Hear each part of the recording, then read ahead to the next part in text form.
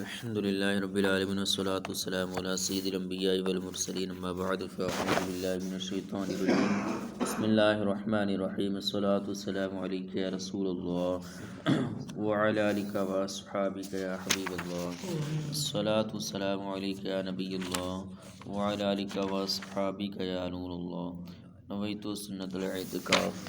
پیارے آقا صلی اللہ تعالیٰ علیہ وسلم نے ارشاد فرمایا، تم جہاں کہیں بھی ہو مجھ پر درود پاک پڑھو گے تمہارا درود مجھ تک پہنچتا ہے۔ صلو علی الحبیب صلی اللہ تعالیٰ علی محمد صلی اللہ تعالیٰ علیہ وسلم۔ بسم اللہ الرحمن الرحیم۔ ولا تجادل عن الذين يختانون انفسهم ان الله لا يحب من كان خوانا اثیما۔ ترجمہ کنز عرفان۔ اور ان لوگوں کی طرف سے نہ جھگڑنا جو اپنی جانوں کو خیانت میں ڈالتے ہیں، بے شک اللہ پسند نہیں کرتا اسے جو بہت خیانت کرنے والا بڑا گنہگار ہو۔ ولا تجادل عن الذين يختانون، اور خیانت کرنے والوں کی طرف سے نہ جھگڑنا۔ گزشتہ آیت میں اور اس آیت میں فرمایا کہ خیانت کرنے والوں کی طرف سے نہ جھگڑو۔ خیانت کرنے والوں کا ساتھ دینے کی مذمت۔ اس سے وکالت کا پیشہ کرنے والوں کو غور کرنا چاہیے کہ بارہا ایسا ہوتا ہے کہ وکیل کو معلوم ہوتا ہے کہ اس کا موکل مجرم و خائن ہے، لیکن وہ مال بٹورنے کے چکر میں مظلوم کو ظالم اور ظالم کو مظلوم بنا دیتا ہے اور ظالم کی طرف داری کرتا ہے، اس کی طرف سے دلائل پیش کرتا ہے، جھوٹ بولتا ہے، دوسرے فریق کا حق مارتا ہے اور نہ جانے کن کن حرام کاموں کا مرتکب ہوتا ہے۔ کورٹ کچہری سے تعلق رکھنے والے حضرات ان باتوں کو بخوبی جانتے ہیں۔ ان حضرات کی خدمت میں گزارش ہے کہ اللہ عز و جل کے اس فرمان کو بغور پڑھیں، نیز اللہ تعالیٰ کے ان فرامین پر غور کریں۔ چنانچہ اللہ تعالیٰ ارشاد فرماتا ہے وَلَا تَلْبِسُوا الْحَقَّ بِالْبَاطِلِ وَتَكْتُمُوا الْحَقَّ وَأَنْتُمْ تَعْلَمُونَ۔ ترجمہ کنز عرفان۔ اور حق کو باطل کے ساتھ نہ ملاؤ اور جان بوجھ کر حق نہ چھپاؤ۔ اور ارشاد فرمایا وَلَا تَأْكُلُوا أَمْوَالَكُمْ بَيْنَكُمْ بِالْبَاطِلِ وَتُدْلُوا بِهَا إِلَى الْحُكَّامِ لِتَأْكُلُوا فَرِيقًا مِّنْ أَمْوَالِ النَّاسِ بِالْإِثْمِ وَأَنْتُمْ تَعْلَمُونَ۔ ترجمہ کنز عرفان۔ اور آپس میں ایک دوسرے کا مال ناحق نہ کھاؤ اور نہ حاکموں کے پاس ان کا مقدمہ اس لیے پہنچاؤ کہ لوگوں کا کچھ مال ناجائز طور پر جان بوجھ کر کھا لو۔ اور ارشاد فرمایا وَمَنْ يَغْلُلْ يَأْتِ بِمَا غَلَّ يَوْمَ الْقِيَامَةِ ثُمَّ تُوَفَّى كُلُّ نَفْسٍ مَا كَسَبَتْ وَهُمْ لَا يُظْلَمُونَ۔ ترجمہ کنز عرفان۔ اور جو خیانت کرے تو وہ قیامت کے دن اس چیز کو لے کر آئے گا جس میں اس نے خیانت کی ہوگی، پھر ہر شخص کو اس کے اعمال کا پورا بدلہ دیا جائے گا اور ان پر ظلم نہیں کیا جائے گا۔ اور حضور صلی اللہ علیہ وسلم کے ان ارشادات پر غور کریں اور اپنے برے افعال سے توبہ کریں۔ چنانچہ حضرت سمرہ بن جندب رضی اللہ تعالیٰ عنہ سے روایت ہے، رسول اللہ صلی اللہ علیہ وسلم نے ارشاد فرمایا جو خیانت کرنے والے کی پردہ پوشی کرے تو وہ بھی اس ہی کی طرح ہے۔ حضرت ابوبکر صدیق رضی اللہ تعالیٰ عنہ سے روایت ہے، نبی اکرم صلی اللہ علیہ وسلم نے ارشاد فرمایا وہ شخص ملعون ہے جو اپنے مسلمان بھائی کو نقصان پہنچائے یا اس کے ساتھ دھوکہ کرے۔ یہ بھی یاد رہے کہ جھوٹی وکالت کی اجرت حرام ہے۔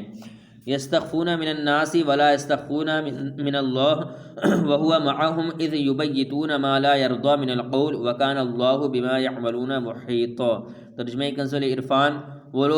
وہ لوگوں سے شرماتے ہیں اور اللہ سے نہیں شرماتے، حالانکہ اللہ اس وقت بھی ان کے ساتھ ہوتا ہے جب وہ رات کو ایسی بات کا مشورہ کرتے ہیں جو اللہ کو پسند نہیں، اور اللہ ان کے کاموں کو گھیرے ہوئے ہے۔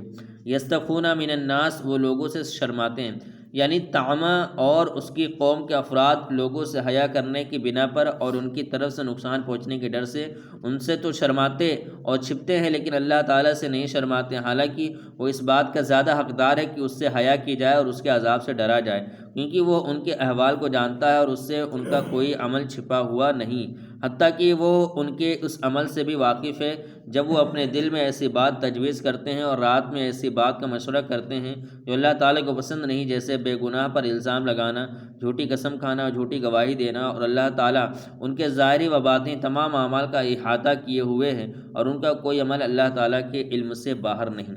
تقوی و طہارت کی بنیاد۔ یہ آیت مبارکہ تقوی و طہارت کی بنیاد ہے۔ اگر انسان یہ خیال رکھے کہ میرا کوئی حال اللہ تعالیٰ سے چھپا ہوا نہیں تو گناہ کرنے کی ہمت نہ کرے۔